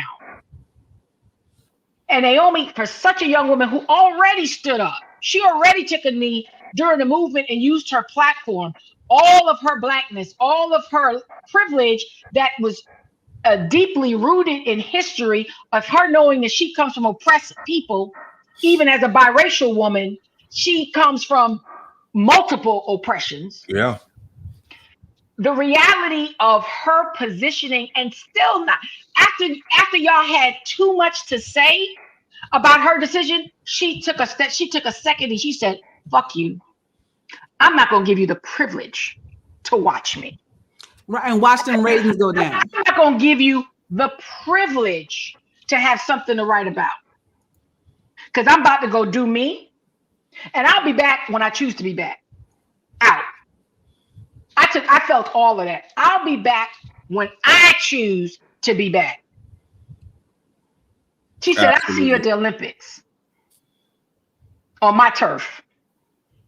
I was like, Mm-hmm. yeah, I don't understand why anybody feels the need to comment on another person's personal decision. Whatever it is that that just blows me Naomi, away. I mean, Naomi is compensated the way she's compensated because that's what the market will bear. Yeah. Right. And you're only sweating her because she's number 2 in the world. And so you're concerned when the number 2 in the world backs out, and when Roger Federer, who was longtime number 1 in the world in men's tennis, Rafael Nadal, where are the Nadal disses? Because Nadal is pulled out. Where's all the concern for these other men who are at the tail end of their careers, but they're deciding that they are worn out or whatever, and you know, they're deciding that they're going to back out of these tournaments. Naomi Osaka is at the beginning of her career, and you know, Coco Gauff, the pressure Coco is under was made evident in the French Open when she lost and had a little Serena fit. It's tough, and this is a sport where it is you and a net and a ball and one other person. It's not, you know, soccer or football or baseball where, you know, a bunch of other people are involved and the blame can be spread. Basketball where it's 5 people on court at the same time. Somebody misses a shot, da-da-da-da-da. It is just you. And the entire audience is looking at you. And let's remember, when Naomi beat Serena, who was her legend and you know, mentor and everything, she couldn't even win without the audience booing her. Yeah. Not that she felt good about being Serena anyway, because, you know, Serena's a legend. Serena was chasing a legend during the time that she lost to her. That didn't make her feel good. It made her feel good because she won. But to be the target of scorn and what should have been a moment of joy for you, and of course, Serena handled it much better than the audience did, and tried to shelter her and cover her. But nonetheless, you can't even do anything without people telling you you're trash for beating their fave. And very few people, none of these people commenting on, none of these journalists ever experienced that scrutiny. Wow, that article of yours was real shit.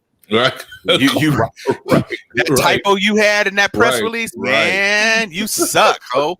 Like, right. Nobody's saying that, but when the entire eyes of the entire world are on you in a particular sport, and you want to ask some questions, no, nobody feels good after they lost. Next. I mean, what are you really trying to get at? Run that beautiful bean footage. Yeah, I messed up. That was a bad error for me. Yep, sure was. And Josie? I mean, what is it? What is it that you actually think you are plumbing the depths of? Right. You trying to force her to cry on camera? That's what you're trying to do? That's your job now? To get mad. Right. So And no, she told, said, no, I'm not going to do it. And truth be told, the governing body for the sport should have somebody in there to say, you know what, this is enough. Because you're right, Tom and Sharon, Joy, you know, if you watch those press conferences, they are very redundant.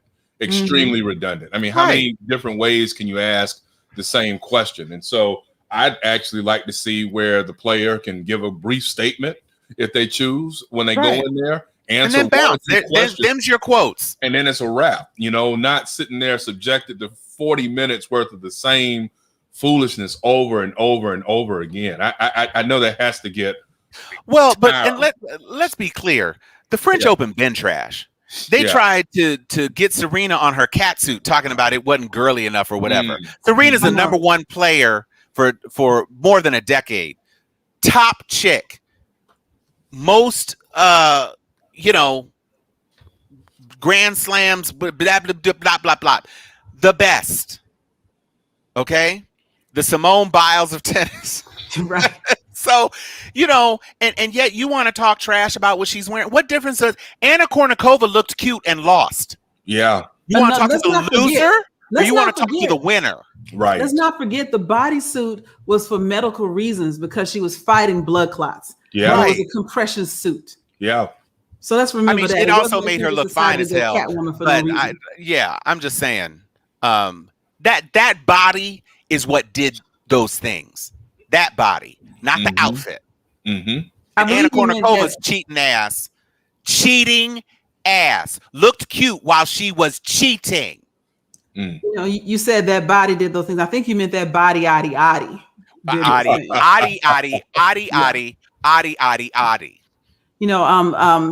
Alvin Hicks brings up, the Marshawn Lynch response. I fell in love with Marshawn Lynch after his response to press conferences. He's like, he would just sit there eating Skittles, talking about, I'm just here so I don't get fined. Mm-hmm. That was peak I don't give a fuckness. And I was here for it. I didn't know who Marshawn Lynch was because I don't follow football until I saw that. And now he is my favorite little ghetto chew toy. I love him to death. I love everything he does. I follow him on all social media. Yes, I said ghetto chew toy. That is what he is to me. I want to wrestle him and lose. He's awesome. But my point is, I think I watched Marshawn when he was doing a show with Conan O'Brien and Gronkowski. They were like all sitting around playing video games or whatever. And it helped me to understand who he really was and why he did what he did and why he didn't want to give interviews, because Marshawn knows that his standard dialect will be ridiculed and diminished and cause for people to wonder if he has some sort of speaking deficiency or whatever. It would have raised all kinds of questions for him just being himself. But on the Conan O'Brien show, he was able to be himself and talk about his life and talk about what he wanted and didn't want.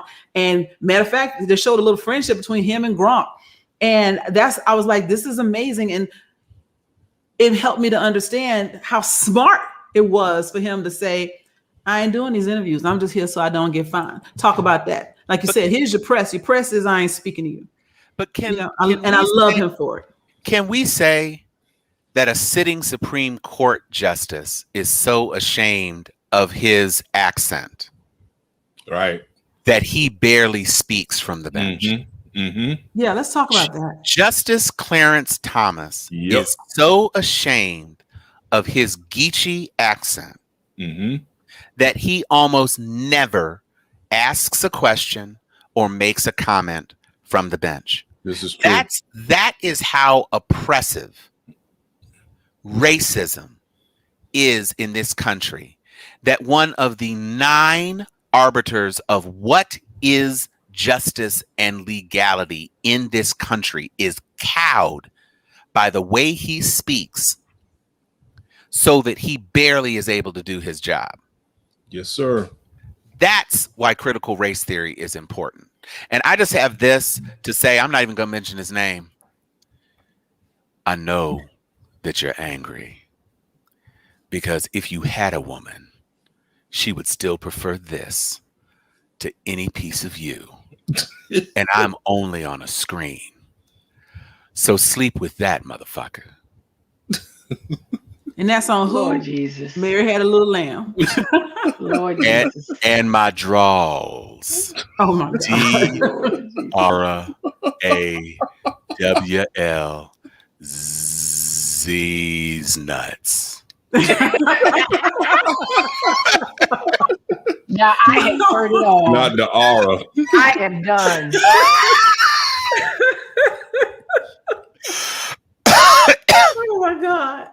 How do we follow that? All I have to say is, Sharpies, we love you.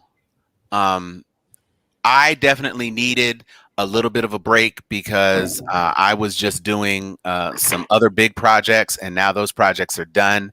And so I look forward to seeing and chatting. And that's right, I'm me, McKendrick, not the aura. It is an aura, because that's how you spell draws. It is truly a pleasure and an honor to serve with my folks is here. Sharon always brings that thunder. Joy always brings that intellectual heat. Chuck Hobbs bringing the commentary, the history, and the Alvin Hicks, and all that perspective. We all are here to talk about. Okay. Sharon. Sharon had a little moment. That's part of what you get from Steel Sharpen Steel. Yeah. That's what we are here for. And you know what? Joy is not the only person who does not brook fools.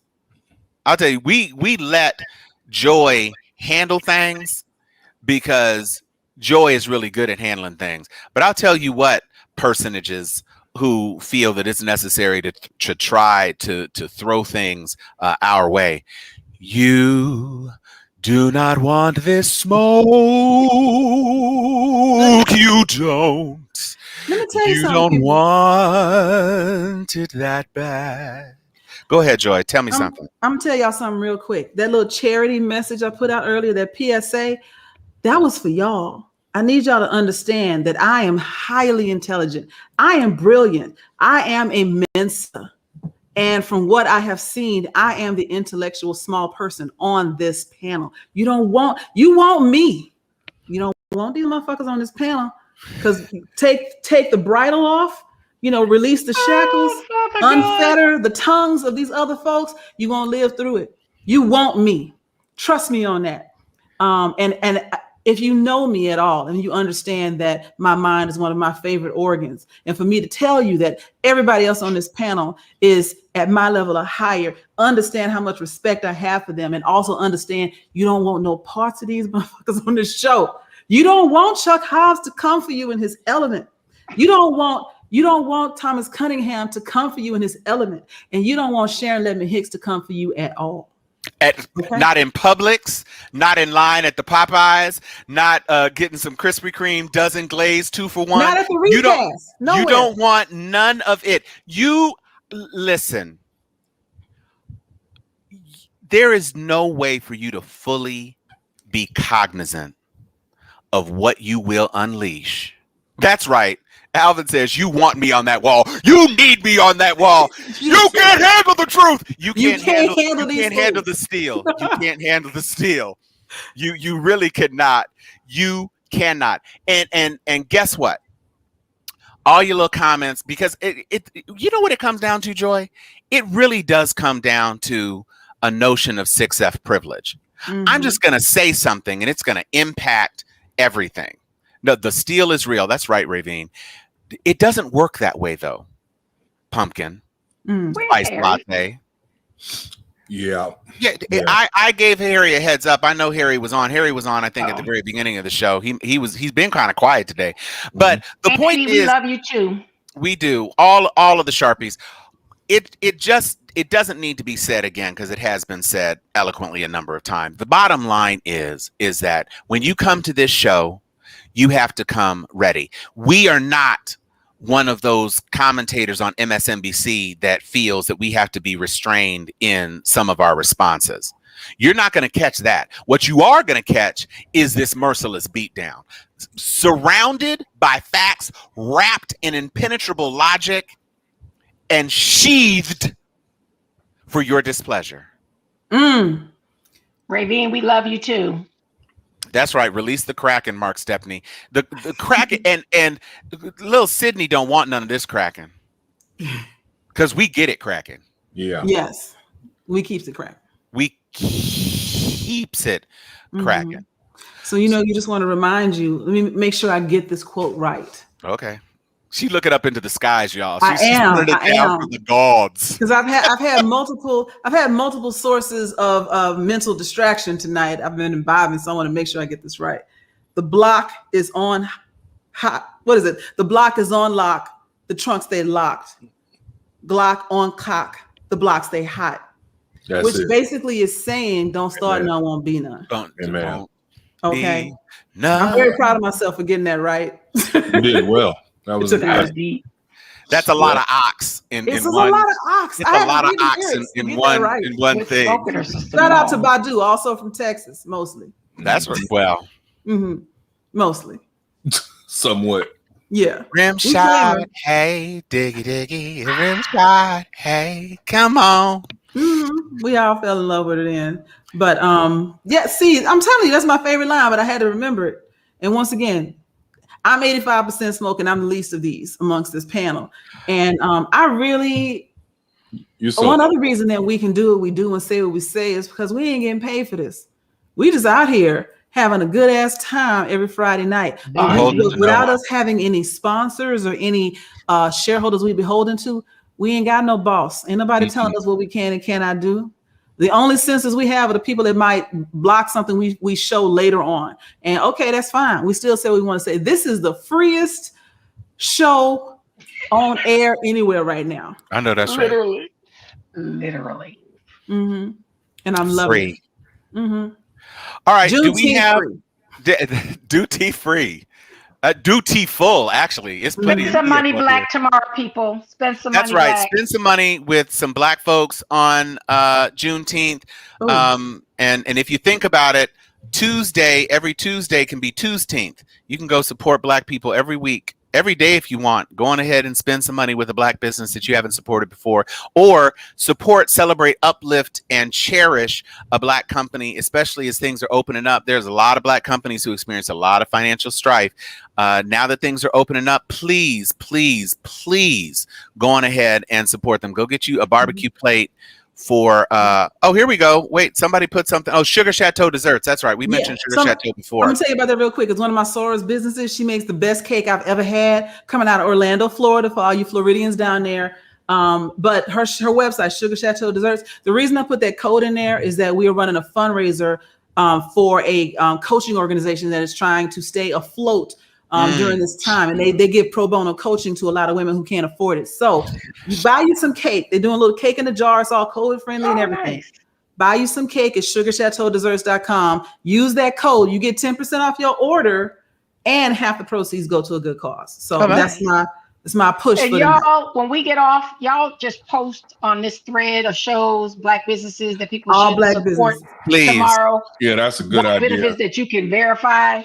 Yeah, because you know people are going to try to capitalize on our don't buy Juneteenth shirts from Walmart and none of that. Spend some money black tomorrow. Brick and mortar, and since we talked about East Coast people with Sugar Chateau, don't forget my Southern Girl desserts out here in LA, and Black Girl Magic Wine. That's right, and Southern Girls. That's some Rattlers. So and their stuff is delicious. They got all sorts of deliciousness, honestly. Every time Kathy does something, money black. Spend some money black, and get your dad a black cigar or something for Father's Day. Do something black this weekend. Make it blackety black, and I'm black, y'all. I'm black, y'all, and I'm black, y'all. You know, when you mention cigars, oh my goodness. My frat has a couple of frat have cigar outfits. Yeah. Brian Thomas. I was thinking about BT, Brian Thomas. BT. Yeah. I don't remember the name Phil of it. Davenport. It's Crimson. It's Crimson. Hold on. Yeah. Someone just shout out to Brian Thomas too, didn't they? And his sister. That's my boy. And his wife and his kids. And Nikki Free Wiggins, her husband has a coffee company based in Atlanta, but they just negotiated a deal. They are going to be in nationwide distribution of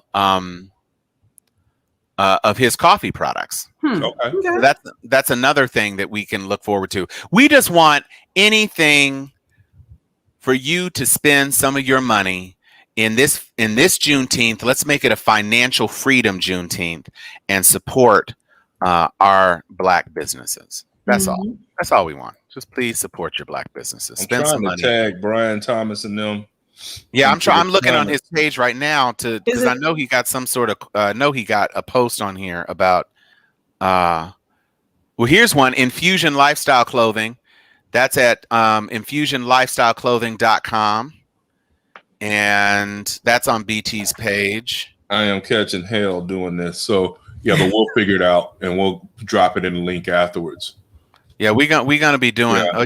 He must be a partner in Infusion Lifestyle because he's sweating them to death. Okay. But his cigar. Oh, come on, BT. Where you at? I know. It's probably in the Crimson Sip Society and Smoke. Let me see. I'm on that one too. But anyway, it is important. We want you all to definitely explore all that you can to make sure that you are celebrating the opportunities that we have to support each other.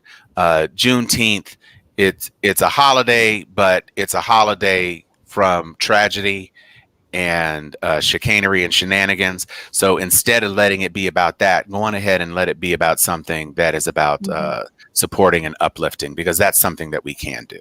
Amen.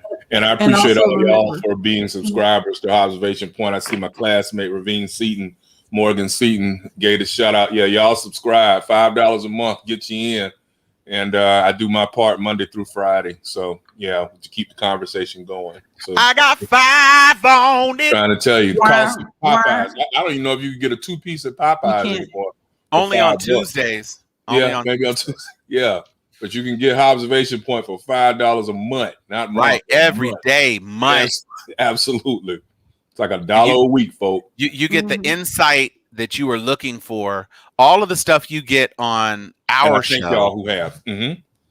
You know, that's what we're all we're trying to do is give y'all a little something to make your life a little more easier. Thank you, man. Thank you. And when I also want to put a link in for a Rattler sister of ours. Y'all remember Lori Truesdale, don't you?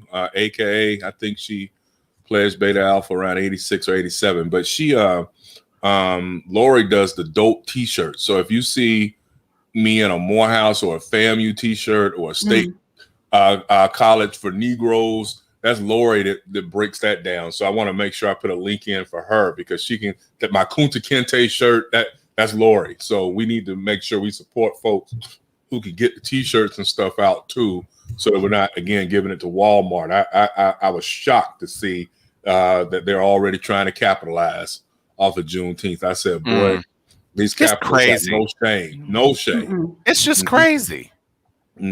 If it looks like it's gonna make money, they're gonna do it or try to do it. Absolutely. But while they're all running around, potato salad. While they're all running around trying to make money and deny critical race theory at the same time, it's one of the reasons I'm glad that they made Juneteenth a holiday. Because explain that shit to your kids. Yeah. Right. Explain to them why you got this day off. Well, about what? Slavery. Right. Yeah, that's a good one. Yeah, that's true. But I thought you said the slaves liked being slaves, Daddy. They were well, but you know, shut up, son. Go to school.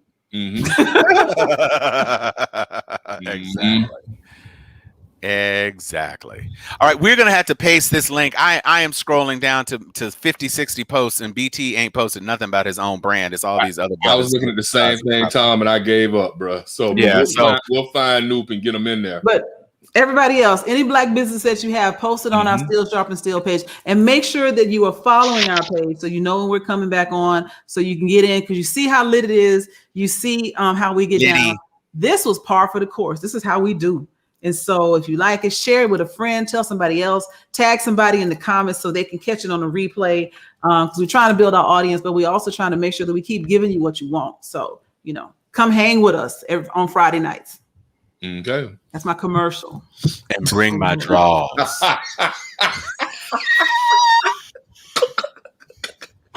Oh, man. You know, we out. Go ahead, I'm Joy. gonna save that picture and I'm gonna send you something stupid on your Facebook page every day. It's gonna be some stupid comment on Still Sharp and Still tagging you every day, just because I can. You shouldn't have never gave me that picture. Exactly. Yeah, you know what time it is. Crack open that Why you bottle. not gonna let us say goodbye? Grab You saying goodbye now? Pour a couple of fingers of scotch in it. I want to see my damn Get that stick. emoji. Light it.